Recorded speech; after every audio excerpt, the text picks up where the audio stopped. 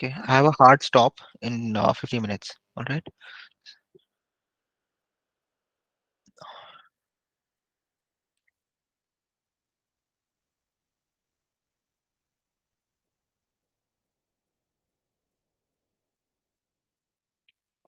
All right. So ये example है regression का and some of you may be doing classification. ठीक है. थोड़ा सा कोड चेंज रहेगा regression versus classification. Let me just check. ये एक मैंने रन करने के लिए रखा था, वो अभी भी रन हो रहा है. I think the model building is taking lot of time here क्योंकि डेटा बहुत ज्यादा है. But we have some answers anyways, so we don't need the full model. ठीक है. Just go back to this previous version. तो जितने भी imports हैं वो सारे इंपोर्ट्स ऊपर लिखे हैं सबसे ऊपर. ठीक है. लेट्स से मैं कुछ नया कोड लिखता हूँ यहाँ पे कहीं पे. ठीक है. लेट्स से मैं ये कोड लिख रहा हूँ कोई तो. ये नहीं. पहले मैं इंपोर्ट्स का एक्सप्लेन कर रहा हूँ इसलिए मैं बता रहा हूँ आगे आपको. जैसे मैं ये कोड लिखता हूँ S N S dot pair plot वाला. ठीक है. यहाँ पे एस एन एस क्या है मुझे पता नहीं है. एस एन एस मुझे पहले इंपोर्ट करना पड़ता है. ठीक है. फिर मैं यहाँ पे इंपोर्ट करके देखता हूँ एस एन एस रन हो रहा है, कोड सही हो रहा है रन. तो फिर मैं यहाँ से इंपोर्ट निकालूंगा और इसको ऊपर में जाके पेस्ट कर दूंगा. ठीक है. तो सारे इंपोर्ट्स एक जगह पे करने हैं विच इज यहाँ पे शुरुआत में. Even if you right imports anywhere else in the code, just make sure एक बार रन करके देखो फिर ऊपर जाके पेस्ट कर दो इंपोर्ट्स को सारे. This is to reproduce your randomness. ठीक है. जब हम लोग रैंडमली सिलेक्ट करते हैं चीजें, we want to reproduce the randomness. इसलिए यहाँ पे सीड दिखेगा आपको, random dot seed. This is to reproduce your results. बाकी तो इंपोर्ट्स आपको एक एक करके पता चले जाएंगे. This is to ignore any warnings that you will see when you try to run a code which may be deprecated or which may have some data type issues and the warnings. Okay. Warning suppress कर देंगे हम लोग because unnecessary output में दिखता है वो. We don't need that. Alright. सबसे पहला फंक्शन है लोड डेटा फंक्शन. ठीक है. ये फंक्शन पहले नहीं था. जब मैंने शुरू किया कोड तब मेरे पास सिर्फ इतना था लिखा हुआ. ठीक है. सिर्फ इतना लिखा था मैंने, df raw. ठीक है. और अगर यहाँ पे आप फाइल्स देखोगे तो मैं एडिट करने जाऊंगा तो फाइल्स दिखेंगे मुझे इसके.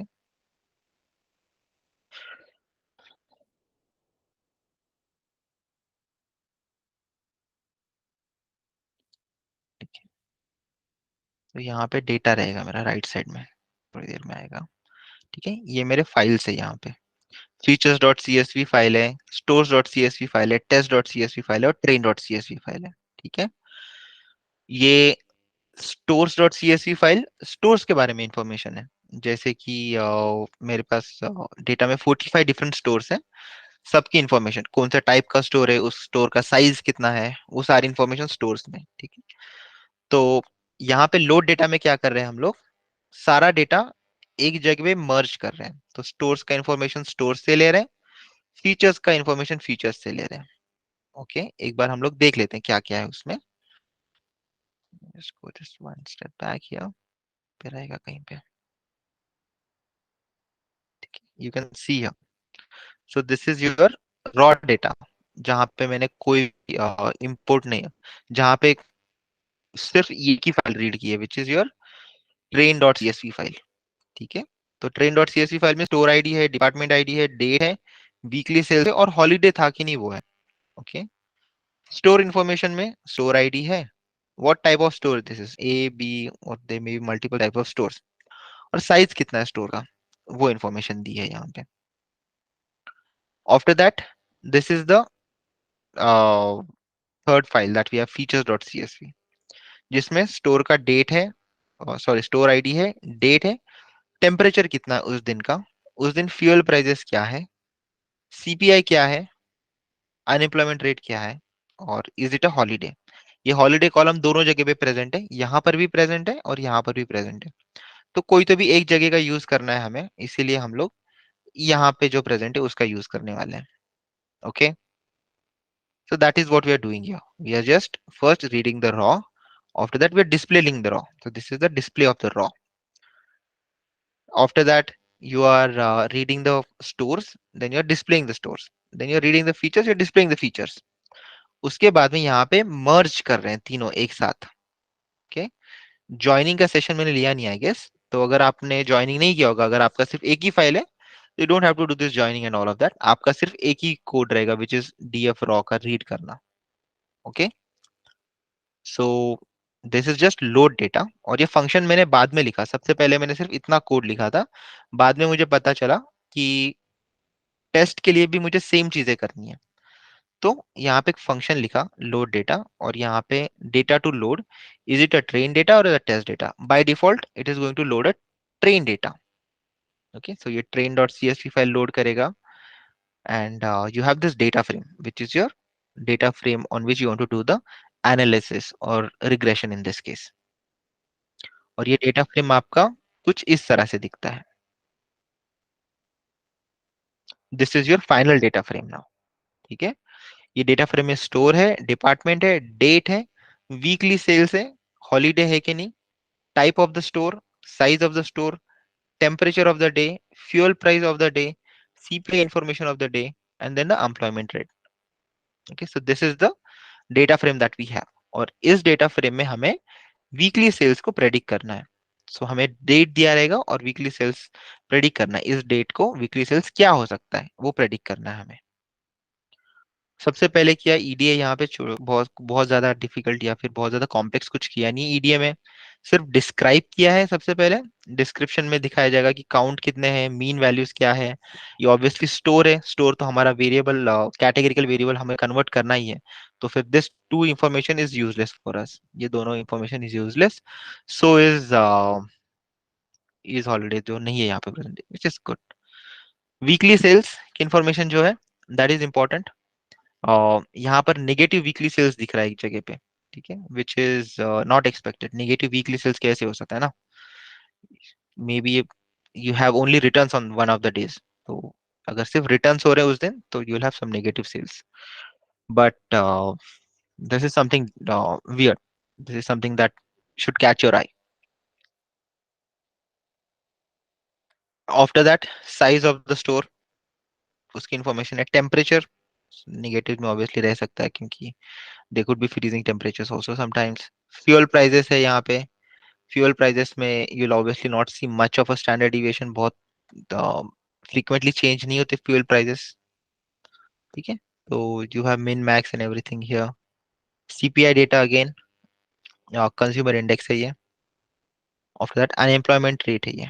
Alright. So this is the description of the numerical columns that you have. These are the data types. Now the problem is store, department ID are integers. I want to convert them into strings या फिर objects. तो यहाँ पे process loaded data, ये एक function लिखा है. Process loaded data again जैसे मैंने थोड़ी देर पहले बताया लोड डेटा का मैंने फंक्शन लिखा था, वैसे ही प्रोसेस डेटा का फंक्शन मैंने बाद में लिखा जब मुझे पता चला कि टेस्ट के लिए भी मुझे सेम चीजें करनी है. ठीक है. तो सबसे पहले आप विदाउट फंक्शन लिखोगे ये पार्ट इतना. उसके बाद में आपको पता चलेगा कि फंक्शन में कोड कुछ रिपीट होने वाला है. तब आप फंक्शन में कन्वर्ट करोगे और फिर you will try to use this function. Alright. तो यहाँ पे इस लाइन पे क्या हो रहा है, स्टोर आईडी और डिपार्टमेंट आईडी को स्ट्रिंग में कन्वर्ट कर रहे हैं. यहाँ पर क्या हो रहा है, डेट जो है उसको डेट टाइम में कन्वर्ट कर रहे हैं. यहाँ पे क्या कर रहे हैं, एक नया वेरिएबल क्रिएट कर रहे हैं ईयर नाम का, और उसको डेट का जो ईयर है वो असाइन कर रहे हैं. तो यहाँ पे मंथ का है कॉलम. मंथ का कॉलम एक नया क्रिएट कर रहे हैं क्योंकि यूजुअली जब सेल्स इंफॉर्मेशन रहती है आपके पास में, उसमें कुछ सीजनैलिटी रहती है. सीजनैलिटी एज इन एक कोई मंथ रहेगा जहाँ पे सेल ज्यादा रहेगा, या फिर एक कोई मंथ रहेगा जहाँ पे सेल कम रहेगा. सीजनल इंफॉर्मेशन रहती है. तो सीजनल इंफॉर्मेशन अगर आपको कैप्चर करनी है तो आपको मंथ का वेरिएबल क्रिएट करना पड़ेगा. अगर आपके डेटा में डेली फ्रीक्वेंसी या फिर वीकली ये रहेगा सीजनैलिटी, तो आप वीक का भी कॉलम डाल सकते हो उसमें. ठीक है. बट यहाँ पे सेल्स की इंफॉर्मेशन चल रहा है, वीकली सेल्स की इंफॉर्मेशन चल रही है, फिर भी month is something which can be useful.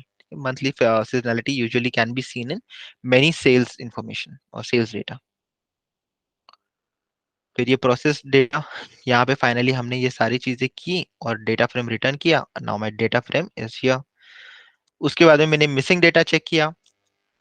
Missing data check किया तो मुझे पता चला कोई भी डेटा मिसिंग नहीं है।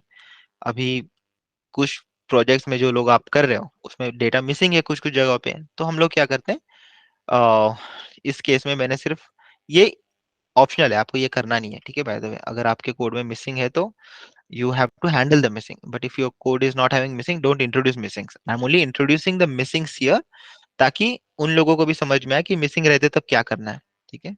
तो मैंने क्या किया, स्टोर में कुछ मिसिंग इन्फॉर्मेशन डाली, डिपार्टमेंट में कुछ मिसिंग डाली, इस हॉलीडे में कुछ मिसिंग डाली, टाइप में, साइज में, अनएम्प्लॉयमेंट में, फ्यूल प्राइस और सीपीआई, ये सारे कॉलम्स में थोड़ा थोड़ा मिसिंग इन्फॉर्मेशन इंट्रोड्यूस किया मैंने। Okay, so this is the कितना परसेंटेज मिसिंग डालना है मुझे, 5% से 0% के बीच में कितना भी परसेंट मुझे मिसिंग वैल्यू इंसर्ट करनी है। तो this df dot L O C, फिर यहाँ पे सैंपल किया मैंने, df sample fraction index, take 5% और whatever value is present in this missing percentage, उतना। अगर 1% होगा तो 1%, अगर 2% होगा तो 2%, जितना भी रहेगा वैल्यू उतना सैंपल आउट करना है, उतने इंडेक्सेस के कॉलम की वैल्यू, ठीक है। ये कॉलम के ऊपर हम लोग इटरेट कर रहे हैं यहाँ पे, उसको numpy dot nan value assign कर रहे हैं, मतलब मिसिंग वैल्यू असाइन कर रहे हैं हम लोग जनरेट कर रहे हैं मिसिंग वैल्यूज, ताकि बाद में इसको हैंडल कर सकें। ये अगेन दिस इज ऑप्शनल, आपको ये करना नहीं है। अगर आपके डेटा में मिसिंग है तो आपको हैंडल करना है मिसिंग को।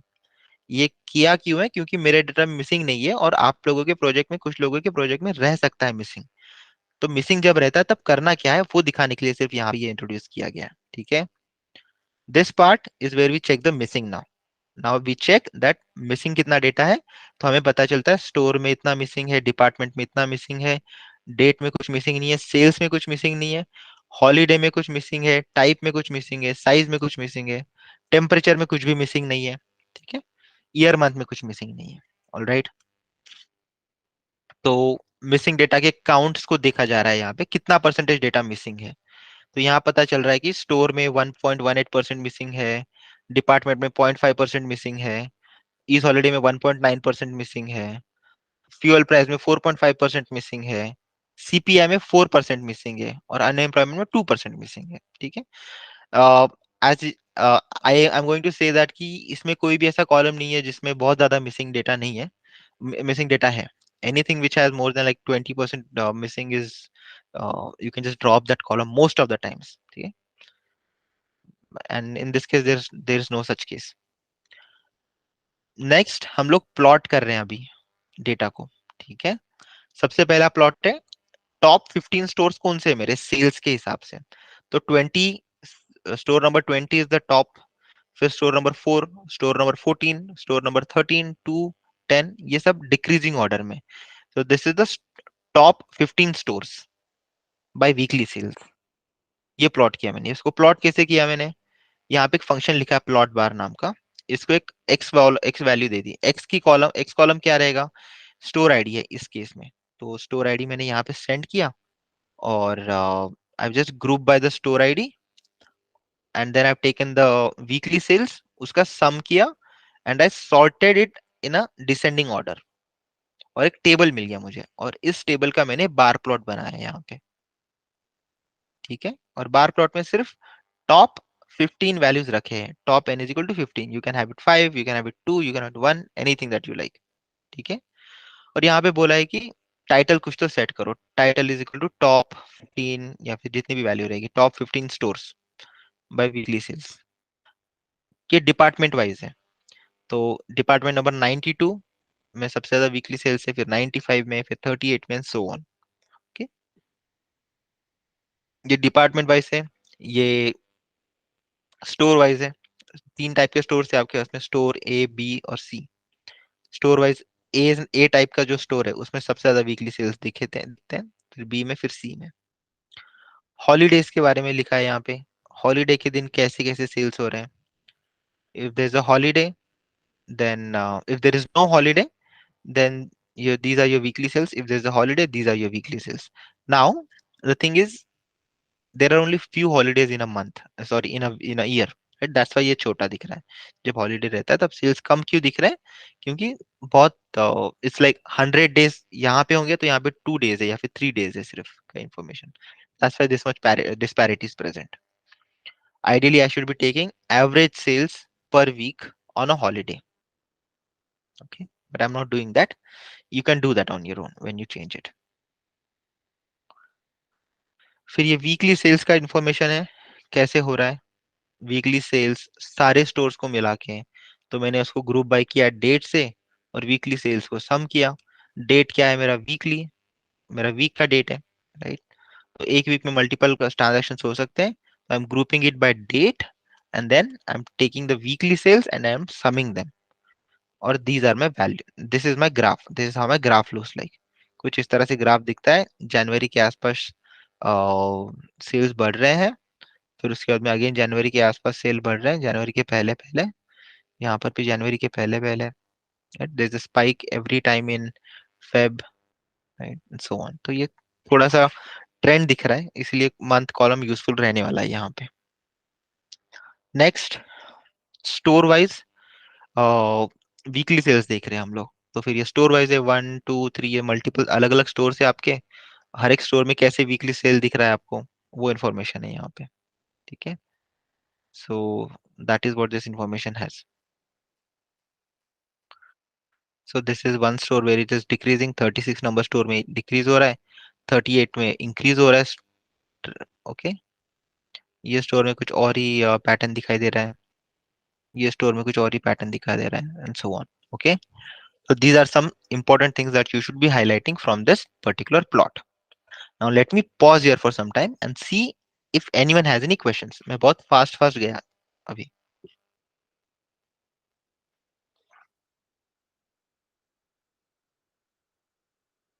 हेलो। Yes, हाँ सर, हमने वो जो मिसिंग वैल्यूज थे वो अभी हैंडल नहीं ना करे। नहीं अभी तक हैंडल नहीं किया, उसको पाइपलाइन में तो हैंडल किया मतलब गया। Okay okay. ओके ठीक है। आप उसको उसके पहले भी हैंडल करके देख सकते हो, लेकिन पाइपलाइन में फिर भी हैंडल करना ही पड़ेगा आपको बाद में, ठीक है। ओके। या you can try various imputer in the EDA, उसके बाद में आप मॉडलिंग में उसको फिर से वही वाला कोड रिपीट करना पड़ेगा आपको।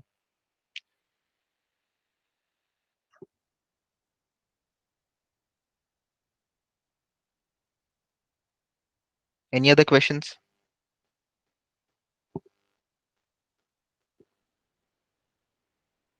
ये कोड का हर एक लाइन समझ में आना चाहिए आपको, ठीक है। If I ask you about what is this particular code doing, you should be able to answer it. Okay, ये कोड जो मैंने लिखा है इसमें अगर आप कोई भी लाइन मुझे पूछोगे तो I should be able to answer that. So same is expected from you as well,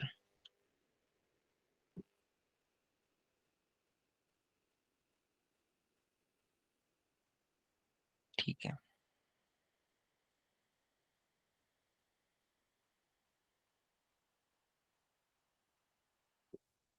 yes, sir ये सारे बार प्लॉट है ना? सॉरी, रेगुलर प्लॉट्स है ना? मुझे क्या लगा ये पेयर प्लॉट्स है, कोरिलेशन पेयर वाले। प्लॉट्स नहीं है, ये नहीं है पेयर प्लॉट्स। ये हमने सारे स्टोर पे फॉर लूप लगाया, ठीक है, स्टोर वाइज गए हम लोग, और हर एक स्टोर ओके का वीकली सेल्स का लाइन चार्ट बनाया है ये वाला हमने। Okay. Okay, yes.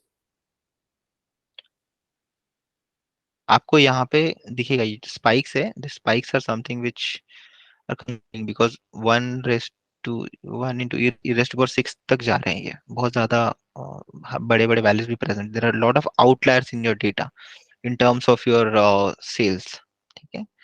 We may be able to have to handle that separately, but we are not doing that in this project, outliers वगैरह handling। I've seen someone do the outlier handling which is correct, जहाँ पे उन्होंने IQR किया है और 1.5 times IQR लेके anything beyond that is sorry 3 times IQR लेके anything beyond that is an outlier, उन्होंने वैसे किया है, which is the correct way of removing the outliers। Don't remember किस केस में देखा था मैंने, बट किसी ने तो किया है वो। मैंने किया है sir. Correct, yeah, that's the right way of removing the outliers। So this is the weekly sales now. ये वीकली सेल्स कैसे दिख रहे हैं आपके, उसकी इंफॉर्मेशन है। तो ग्रुप बाय करो डेट, और इस हॉलीडे करने की जरूरत नहीं है यहाँ पे। You only need to do a group by date, and then weekly sales dot sum histogram plot करना है। So this is what your histogram looks like. After that store wise histogram plot किया है। Store wise आपके weekly sales कैसे दिख रहे हैं उसकी इंफॉर्मेशन है। तो स्टोर नंबर 20 जो है वो सबसे ज्यादा दिखा रहे थे, राइट? हमने थोड़ी देर पहले यहाँ पे जब देखा था, कहाँ गया, ये देखो, टॉप 5 15 स्टोर बाय सेल्स, 24 14, ये 3 स्टोर देखो यहाँ पे कैसे दिख रहे हैं। 24 14,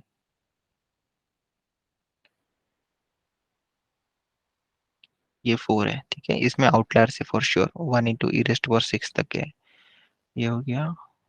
फिर 20 14 में भी e⁻⁶, फिर 20, इसमें भी आउटलायर्स है, ठीक है। ये जहाँ जो भी आपके टॉप स्टोर है उसमें आउटलायर्स प्रेजेंट है। 1 e⁻⁶ वाला जो डेटा है, बहुत बड़े बड़े सेल्स हुए हैं वहां पे। We are not sure why is that, ठीक है। I would expect it to be something similar to this, but outliers है उसमें। We don't have to worry about the outliers, क्योंकि हम लोग स्टैंडर्ड स्केलर कर रहे हैं। उसकी वजह से आउटलायर्स थोड़े से सप्रेस हो जाते हैं। लेकिन अगर आपको आउटलायर्स रिमूव करना है तो आप आउटलायर्स रिमूव भी कर सकते हो आपके डेटा से।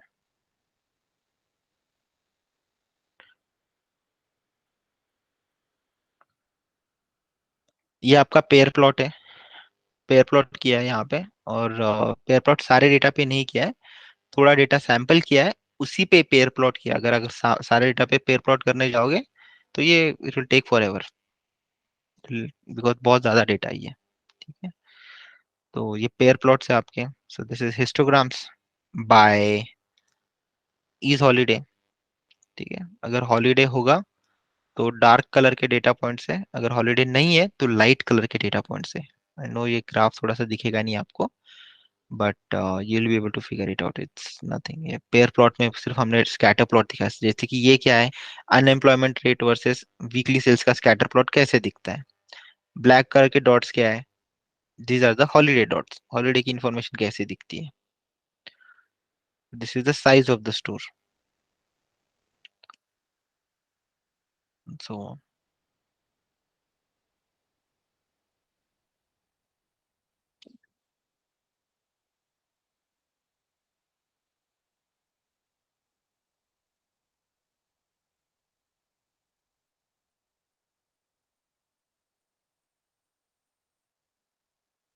तो ये आपका वीकली सेल्स है ना, तो वीकली सेल्स देख सकते हैं हम लोग। वीकली सेल्स थोड़ा सा डिपेंड करता है साइज पे, थोड़ा डिपेंड करता है सॉरी टेम्परेचर पे। जिस दिन टेम्परेचर्स एक्सेप्टेबल होते हैं तब वीकली सेल्स भी, या you can not make anything out of this actually, it's fine.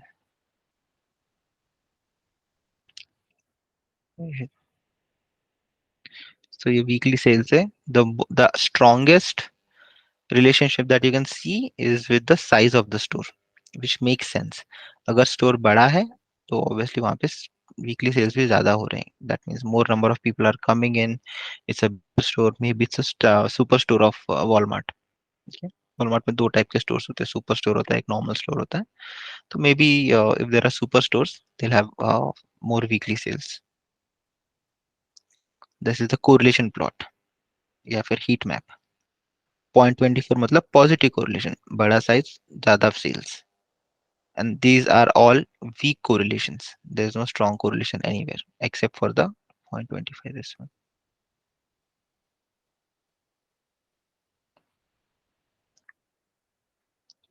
And this also makes sense। CPI, consumer purchasing index या फिर consumer index versus unemployment rate, इन दोनों के बीच में नेगेटिव कोरिलेशन है। मतलब अगर अनएम्प्लॉयमेंट रेट ज्यादा रहेगा तो स्पेंडिंग पावर कम रहती है, तो that's why CPI will be low. अगर अनएम्प्लॉयमेंट कम रहेगा तो स्पेंडिंग पावर भी ज्यादा रहती है, which is why CPI will be high। That's why you see this not strong but fairly, I would say moderately strong relationship between unemployment and CPI। which also makes sense. Now let's check the data types finally, क्योंकि हमें modelling करना है। तो modelling करने के पहले data type check करते हैं। स्टोर्स का डेटा टाइप सही है, डिपार्टमेंट का सही है, डेट का सही है, वीकली सेल्स का सही है, इज हॉलीडे का सही है, type is also correct, size is also correct, float में कन्वर्ट किया, टेम्परेचर सही है, फ्यूल प्राइसेस सही है, CPI is correct, unemployment rate is correct, year, तो year should be a object not a numeric और इंटेजर, ठीक है, क्योंकि ऐसे नहीं कि ईयर इंक्रीज हो रहा है तो सेल भी इंक्रीज हो रहा है, फिर ईयर इंक्रीज हो रहा है तो सेल्स डिक्रीज हो रहा है, सब जगह पे नहीं हो रहा है वो। It depends on the store to store, that's why you have to consider year as a uh, object or a categorical variable. Same goes for month, ठीक है। मंथ की वैल्यू पे डिपेंड नहीं करता कि अगर मंथ इंक्रीज हो रहा है तो सेल्स इंक्रीज हो रहा है, या फिर मंथ डिक्रीज हो रहा है तो सेल्स डिक्रीज हो रहा है। आप कोई रिलेशनशिप नहीं जनरेट कर सकते कि weekly sales weekly sales is equal to 1/2 times month plus कोई तो वैल्यू। ऐसा कोई रिलेशनशिप आप जनरेट नहीं कर सकते, क्योंकि ये मंथ कुछ, अगर ये मंथ की वैल्यू अगर चेंज होती जाती है तो आपके सेल्स के बीच में जो रिलेशनशिप है सब कुछ जनरेट नहीं कर सकते। So you should consider it as a categorical variable, ठीक है। Month is a categorical variable. Same goes for the year. Next is the modelling. अभी मॉडलिंग में हमारे पास दो टाइप के वेरिएबल्स है, एक है हमारा न्यूमेरिकल वेरिएबल, दूसरा कैटेगरिकल वेरिएबल। ये पाइपलाइंस क्रिएट किए, ये कोड हमने पहले भी देखा है। सबसे पहला पाइपलाइन है न्यूमेरिकल के लिए, सिंपल इंप्यूटर यूज किया, मिसिंग वैल्यूज को मीन से रिप्लेस किया और एक स्टैंडर्ड स्केलर अप्लाई किया उसके ऊपर, ओके। सेकंड, जो कैटेगरिकल वेरिएबल है उसमें एक सिंपल इंप्यूटर यूज किया, मिसिंग वैल्यूज को मोस्ट फ्रीक्वेंट वैल्यू से रिप्लेस किया। मोस्ट फ्रीक्वेंटली वैल्यू मतलब मोड से रिप्लेस किया, अगर कैटेगरिकल वेरिएबल है तो मोड से रिप्लेस करना है, मोस्ट फ्रीक्वेंट वैल्यू से रिप्लेस कर दिया। फिर उसके बाद में वन हॉट एनकोडिंग किया। वन हॉट एनकोडिंग में जब अगर अननोन वेरिएबल आता, अननोन कॉलम पता मिलता है आपको, तो उसको इग्नोर करना है, मतलब उसकी वैल्यू 0000 देनी है आपको। ड्रॉप फर्स्ट का मतलब होता है कि अगर n कैटेगरीज है तो n-1 कॉलम्स क्रिएट होंगे। ये है मेरे categorical columns, store, department, type, holiday और मंथ। ये है मेरे numerical columns, size, temperature, fuel, CPI और अनएम्प्लॉयमेंट, ओके। फिर ये मेरा कॉलम ट्रांसफॉर्मर है। सबसे पहले कैटेगरिकल लिखा है, फिर न्यूमेरिकल लिखा है। न्यूमेरिकल रहेगा तो यहाँ जाएगा, कैटेगरिकल रहेगा तो यहाँ जाएगा। This is what my pre processor looks like. ये मेरा कॉलम ट्रांसफॉर्मर है। Yes, question. सर इम्प्यूटर क्या रहता है, मतलब इंप्यूट इम्प्यूटर का करना, मतलब क्या इंप्यूट है? करना मतलब वैल्यूज को इंप्यूट करना, मतलब मिसिंग वैल्यूज को फिल करना। ओके। इंप्यूटिंग, इंप्यूटिंग द वैल्यू, ठीक है। इंप्यूटिंग इज अ वर्ब हियर। अगर मिसिंग मिसिंग वैल्यू जिसके पास नहीं है, मतलब वो ये नहीं भी किया तो चलेगा? करेक्ट। अगर मिसिंग वैल्यू नहीं है तो you can skip this step, you can skip this step. सिर्फ स्टैंडर्ड स्केलर प्रेजेंट रहेगा, सिर्फ वन हॉट एनकोडिंग प्रेजेंट रहेगा, okay. Okay. But you can still keep it, अगर मिसिंग वैल्यू नहीं भी है तो भी you can keep it, nothing will happen in this step, that's all. Missing value नहीं है तो कुछ होगा नहीं, अगर मिसिंग वैल्यू होगा तो रिप्लेस हो जाएगा, उतना ही होगा।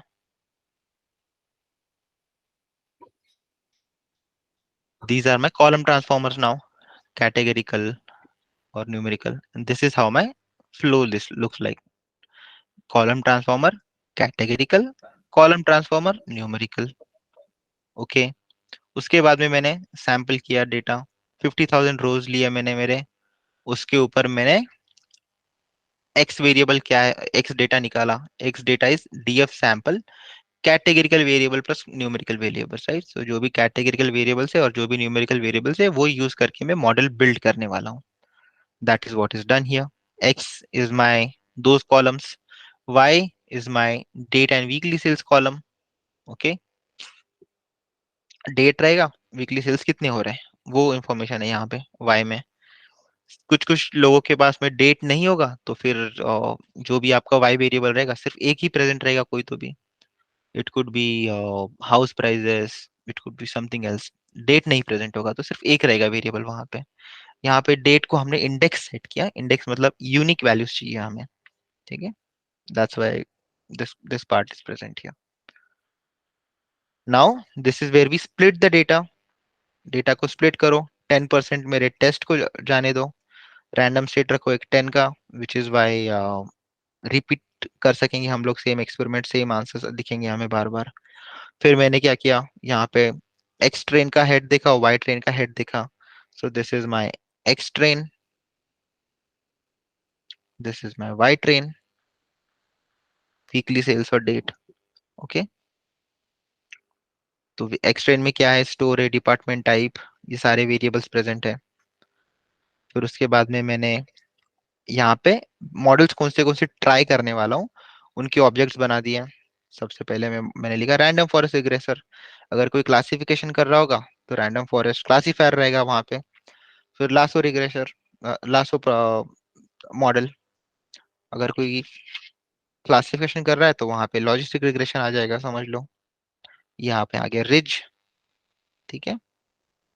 इन सबको मैंने एक लिस्ट में डाल दिया।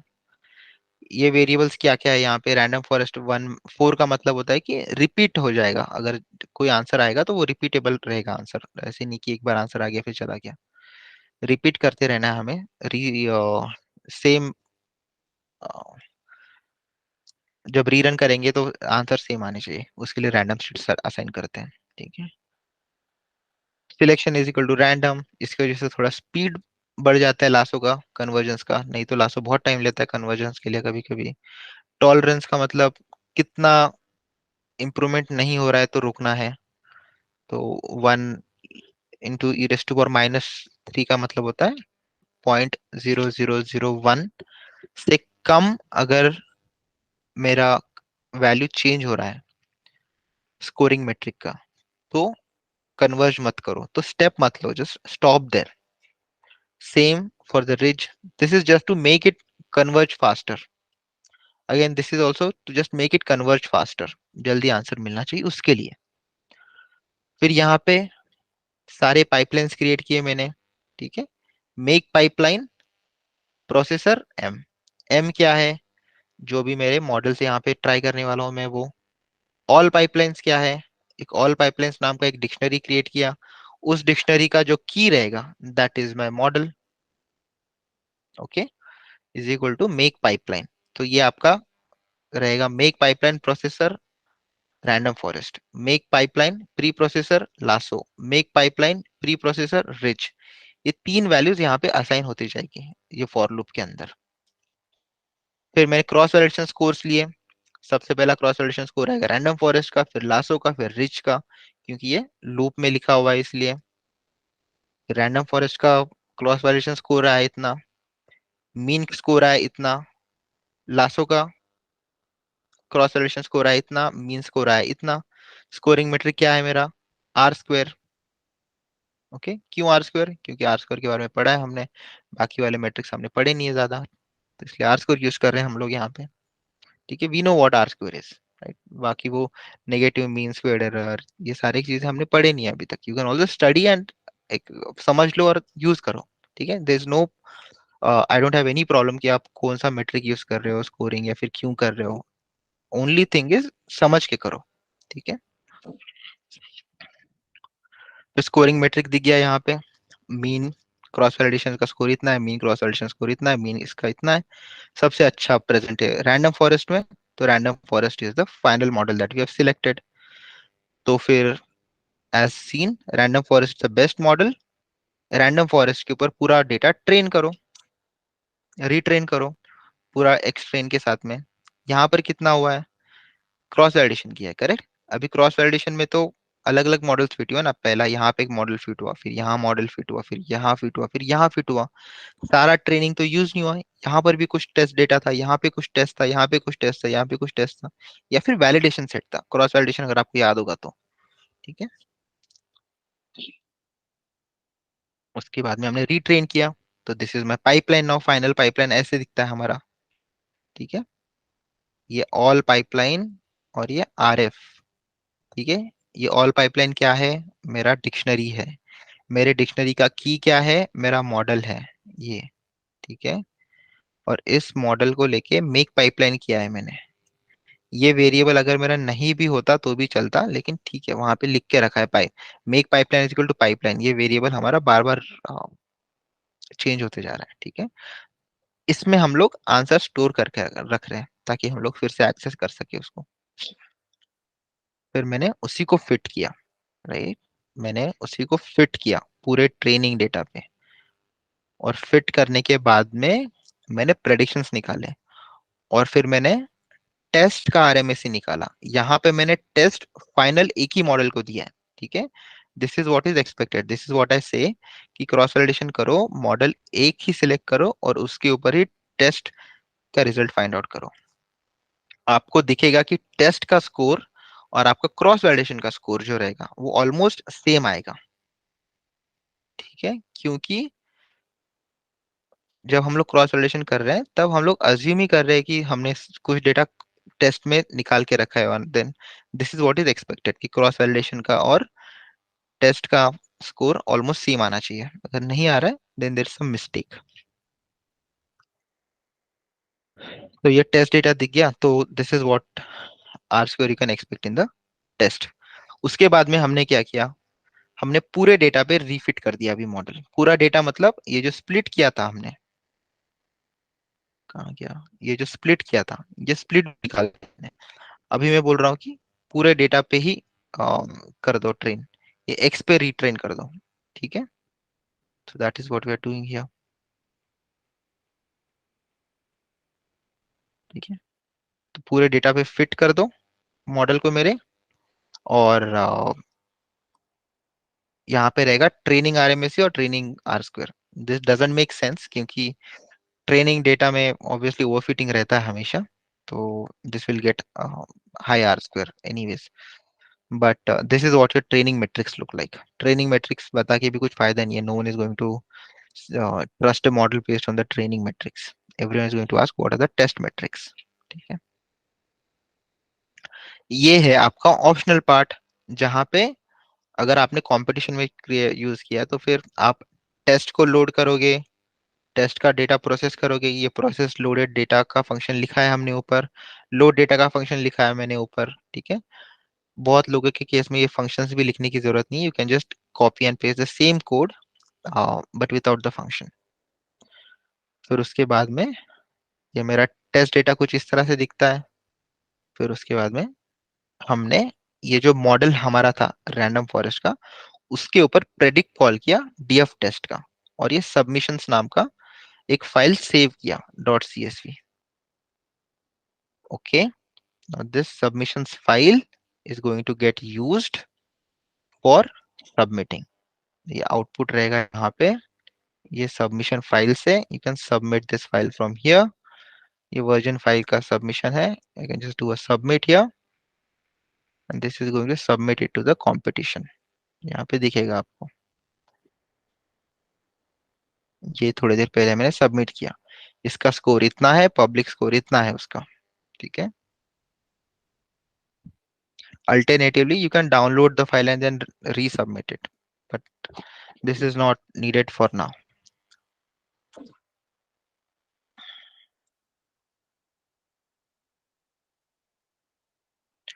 all right, now let me go back to the code here। कहाँ गया? Let me close this।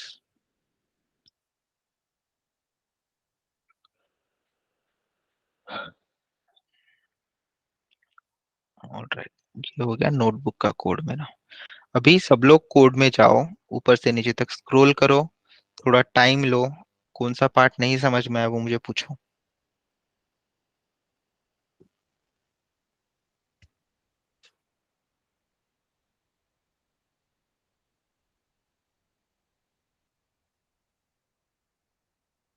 इसका रिकॉर्डिंग में शेयर कर दूंगा थोड़ी देर में।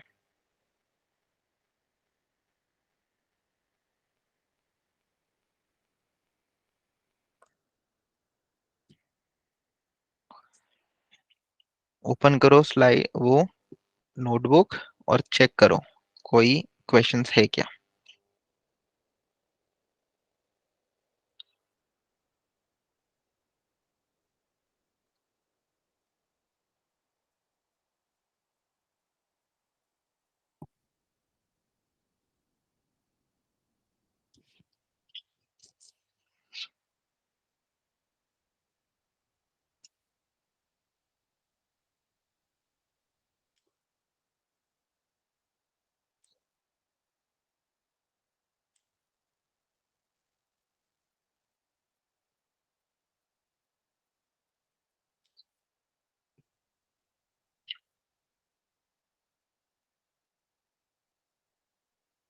So now this code has matured over the period of time, ठीक है। मतलब मैं लिखते गया, फिर उसके बाद मैंने चेंजेस किए, फिर I did some back and fourth.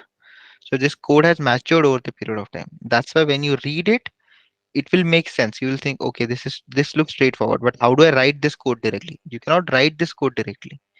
This will get evolved over the period of time. ठीक है, धीरे धीरे आप changes करोगे. Then you think that okay, this is not needed, this is required.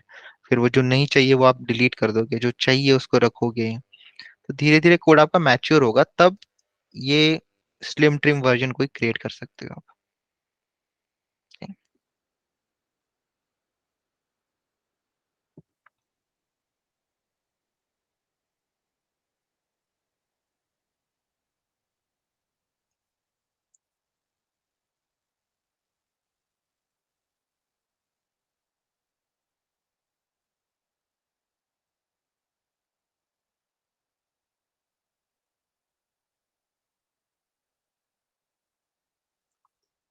Questions?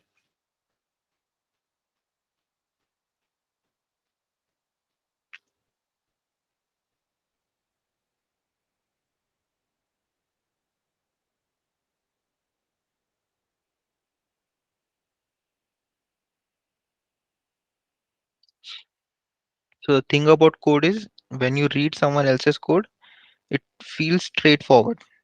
Okay, but when you start writing your own code, that's when you'll face issues. So I strongly suggest you start writing your own code. You can obviously take this code, use it as an inspiration, but make sure you understand each and every line from this code, even if you're using it, even if you're copying it. Classification के लिए हो जाएगा इससे, या फिर do you want me to share a classification example too? What do you guys think?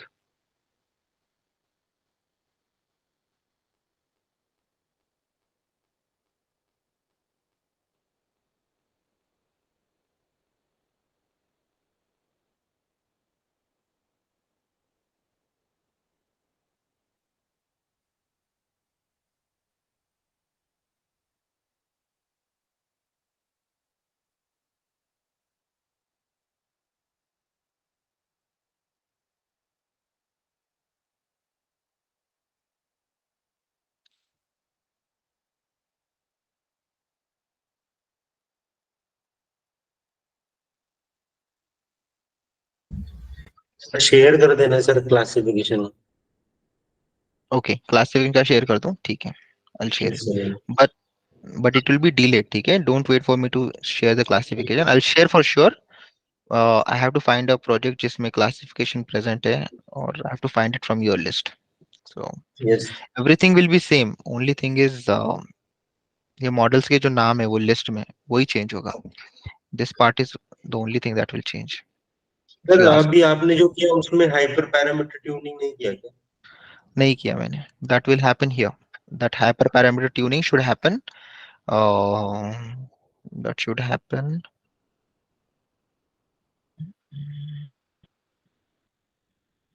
यहाँ पर होना चाहिए वो, ठीक है. एक बार जब मैंने सिलेक्ट कर दिया रैंडम फॉरेस्ट, तो सिर्फ रैंडम फॉरेस्ट के लिए हाइपर पैरामीटर ट्यूनिंग करना है.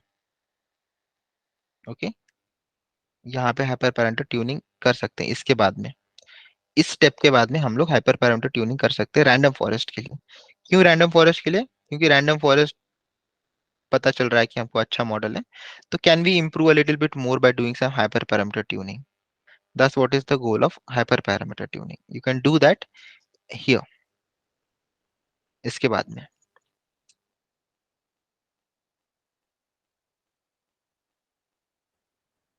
And doing that is pretty straight forward, right? आपके पास कोड भी है उसका हाइपर पैरामीटर ट्यूनिंग का, grid search CV.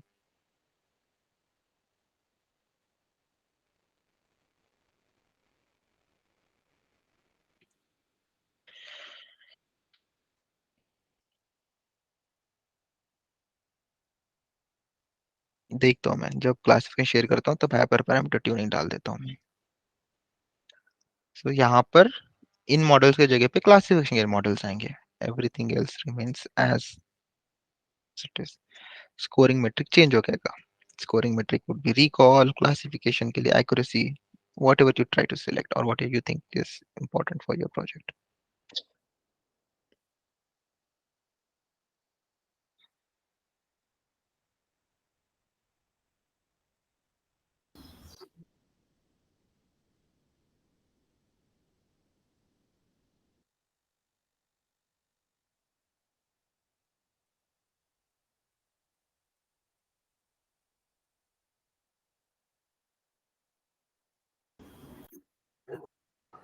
Hello Yes.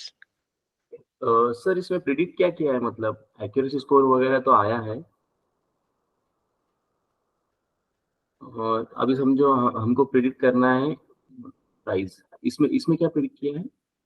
Total sales. हाँ, वीकली सेल्स प्रिडिक्ट किया है, वीकली सेल्स।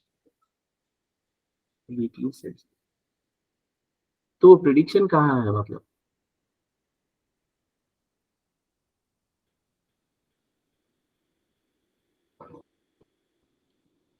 यहाँ पे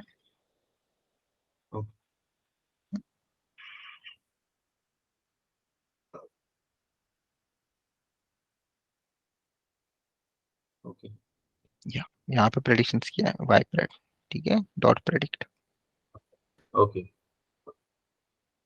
यहाँ पे रीफिट किया है मॉडल पूरे ट्रेनिंग डेटा पे, प्रेडिक्शंस किया है टेस्ट पे, फिर टेस्ट का आरएमएसई, टेस्ट का आर स्क्वायर निकाला है यहाँ पे।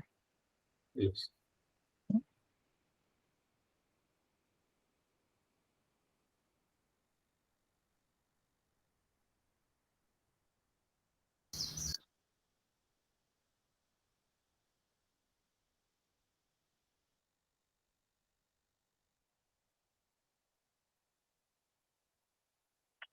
और एक्यूरेसी नहीं है यहाँ पे कहीं पे भी।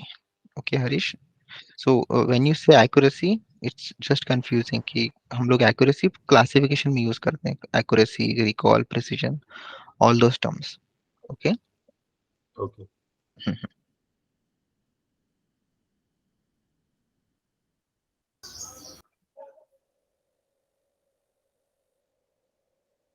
यस। सर वो मतलब एक्चुअल वैल्यू और प्रेडिक्टेड वैल्यू में कैसा डिफरेंस आ रहा है, वो कैसे पता चलता है?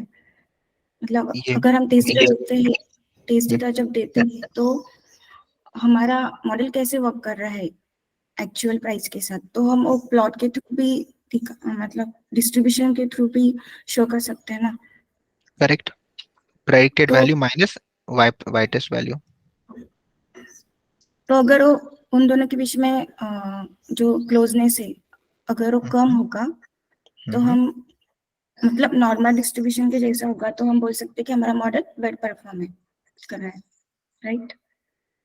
एरर अगर नॉर्मली डिस्ट्रीब्यूटेड है तो करेक्ट। हाँ, नॉर्मल डिस्ट्रीब्यूटेड होना चाहिए ना उसका जो ग्राफ है वो। वो एरर्स का नॉर्मल डिस्ट्रीब्यूशन होना चाहिए, that is one of the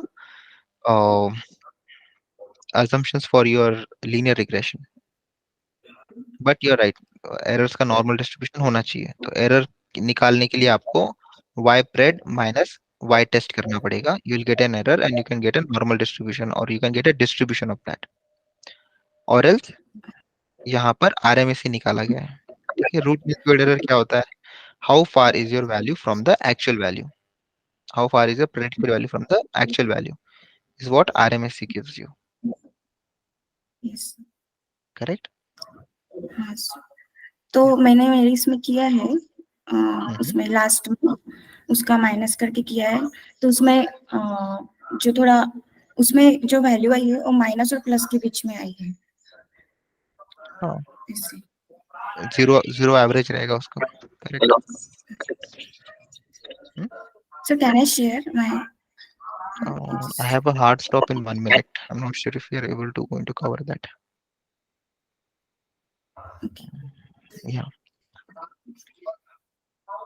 we can discuss that in next session, जो हमारा ट्यूसडे को सेशन होगा तब, ठीक है? और सर वो जो स्कोरिंग पार्ट है, जो क्रॉस वैलिडेशन में लेते हैं, तो उसमें मैंने नेगेटिव मींस वेरिएबल लिया था, तो वहां पर जो वैल्यू आ रही थी वो नेगेटिव आ रही थी, डिसीजन तो ट्री और आपको रैंडम समझना है, correct, what is the scoring metric जो आपने यूज किया वहां पे, स्कोरिंग मेट्रिक क्या है, उसका मतलब क्या है, वो आप मुझे नेक्स्ट सेशन में समझाओ, ठीक है? यस, उसके बारे में पढ़ो, स्कोरिंग मेट्रिक के बारे में, and then you can explain that in the next session. Okay, okay sir. या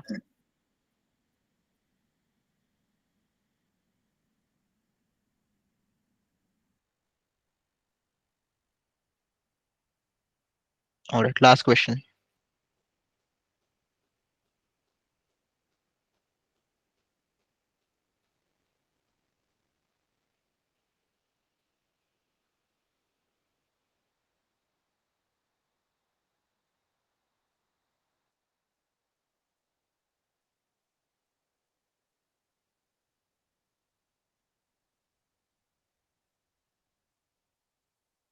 ओके, ठीक है. ऑलराइट, जिन लोगों का है regression, try to complete it as soon as possible. It's already delayed. जिन लोगों का प्रोजेक्ट हो गया है उन लोगों को डेटा विजुअलाइजेशन का जो प्रोजेक्ट है वो चूज करना है. सैंपल डेटा यहाँ पर है, सैंपल डेटा यहाँ पर मिल जाएगा आपको, ठीक है? अगर इतना काफी नहीं है तो यहाँ पे नीचे स्क्रॉल डाउन करोगे तो और भी आपको सोर्सेस मिल जाएंगे, ठीक है? But I think this much is enough. इसमें से कोई भी आप सिलेक्ट कर सकते हो.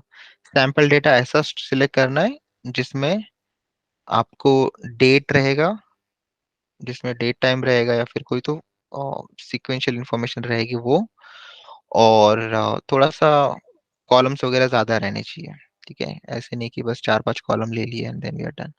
थोड़ा कॉम्प्लेक्स डेटा सेट लो ताकि प्लॉट्स भी आपके कुछ मीनिंगफुल बन पाए उसके अंदर से. Okay, but don't take it too complex. ये समझ में नहीं आ रहा है कि डेटा सेट में क्या चल रहा है. Yes, sir. Just don't take brain scans or don't take neural scans or any of that information. Medical information थोड़ी सी मुश्किल होती है समझने में. So try to use something which is understandable. All right.